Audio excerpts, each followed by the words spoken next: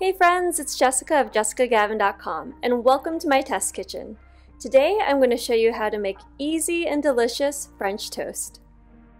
This is the perfect breakfast to prepare when you want to treat yourself or somebody special. Classic French toast recipes use stale bread. The reason being is that the dry surface area makes for a much better sponge for soaking up that flavorful custard coating. If you only have fresh bread, no problem. Small batches can be dried in the toaster, but I'm going to show you how to dry multiple pieces in the oven.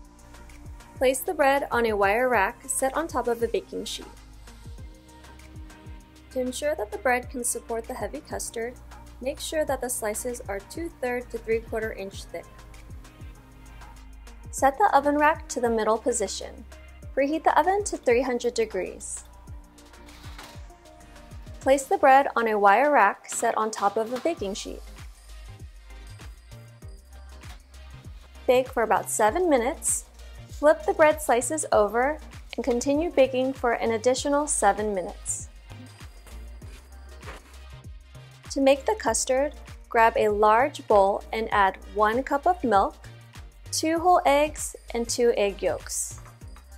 Using whole eggs plus extra egg yolks ensures that the custard sets and has creamy centers. Using too much egg whites will create a rubbery texture from the albumin protein that solidifies when cooked. Add 1 tablespoon brown sugar and 1 teaspoon vanilla extract for a hint of sweetness.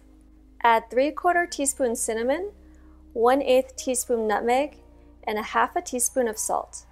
This will enhance the taste and give off enticing baked aromas.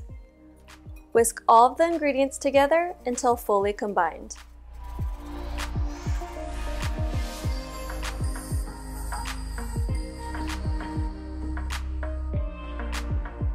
Soak each slice of bread for 15 to 20 seconds on each side. Use a spatula to transfer to a separate baking sheet. Whisk the custard as needed in between batches to keep the ingredients mixed. Sprinkle more cinnamon on top if desired.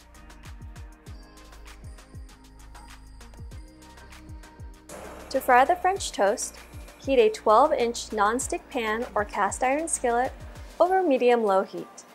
Melt a 1/2 tablespoon of butter in the pan until it bubbles. Add 2 pieces of bread at one time to the pan. Cook until the first side is golden brown, dry to the touch, and lightly crisp. This takes about 3 to 5 minutes. Flip the bread over and cook the other side until golden, about 3 to 4 minutes. Wipe out the pan and add fresh butter. Repeat the cooking process with the remaining dipped bread.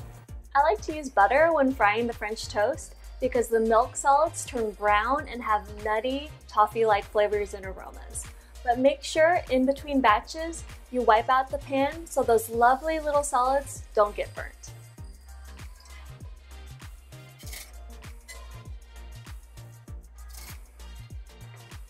If you're making a large batch of French toast for your family, you can keep it warm in a 200-degree oven in between frying the different pieces.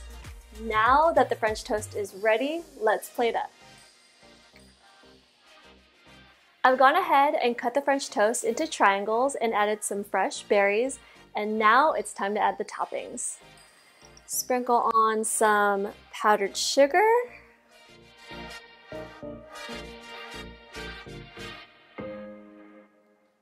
and of course, some maple syrup.